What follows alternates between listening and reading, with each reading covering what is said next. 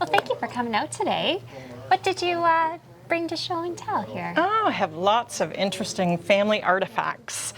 So my paternal grandfather was born in Park Hill and came to Sarnia around 1903. I think he was born in about 1896, and he joined the war during World War I. And he was in the Air Force, and there was no Royal Canadian Air Force, so he was in the RAF and went over to England and trained.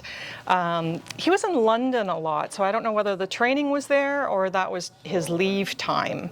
But he wrote lots of letters to his family, and I have all of them, most of them in their envelopes, starting each letter with "Dear All," and then a short little correspondence. And this is his logbook for pilot's training. And he, I believe this was when he first went over, and it mentions the hours and what have you. And he flew in those tiny little biplanes that look as though they'd fall apart like crazy. Death rate was very, very high.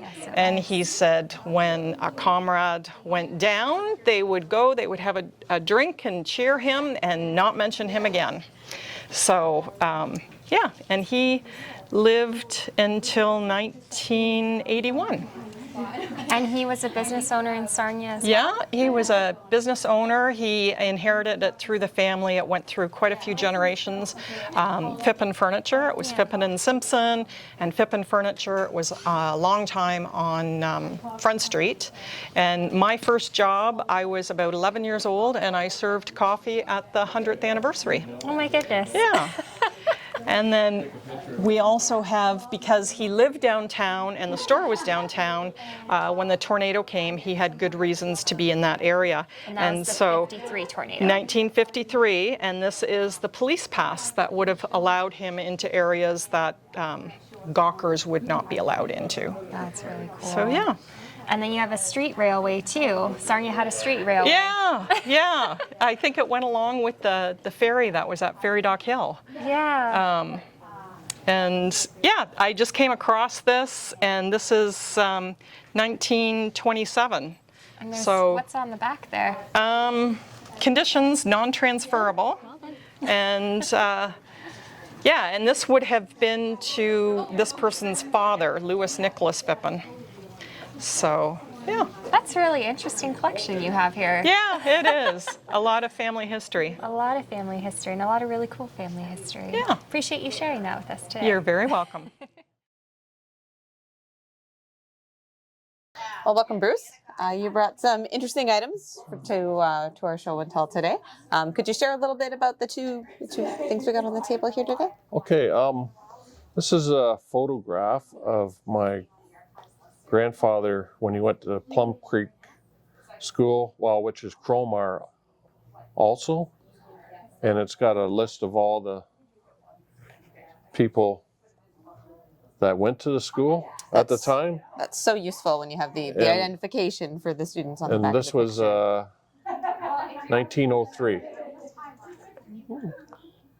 And Cromar was a little hamlet just south of Brigden, which they also called Plum Creek. The school at the time was also a Presbyterian church. And then it became a United Church and a school, and it closed up in 1963, but it still remains part of, as somebody living in it right now. So. And this is the history? Yeah, this is just a little book that goes from 1878 to 1963, and it tells you the history behind the school here. And also in Cromar there was a post office, and I don't have the exact dates, but the first few years, I think it closed down about 1910, 1912. It was only open for about 10 years, and here's an actual postcard that was sent there to my grandfather. And we actually have the little post office that they used to send all this mail to. So, which started about 1880. So, Yeah, it looks like this postcard was postmarked October 12th, 1910. yeah, Cool. And you can see the actual postmark yeah. from the post office. So. Very neat. And what's on the front? Oh. It's kind of like a river scene. Yeah. Sincere good wishes. Very nice. Awesome. Well, thank you very much Okay. for sharing with us today, Bruce. Thank you.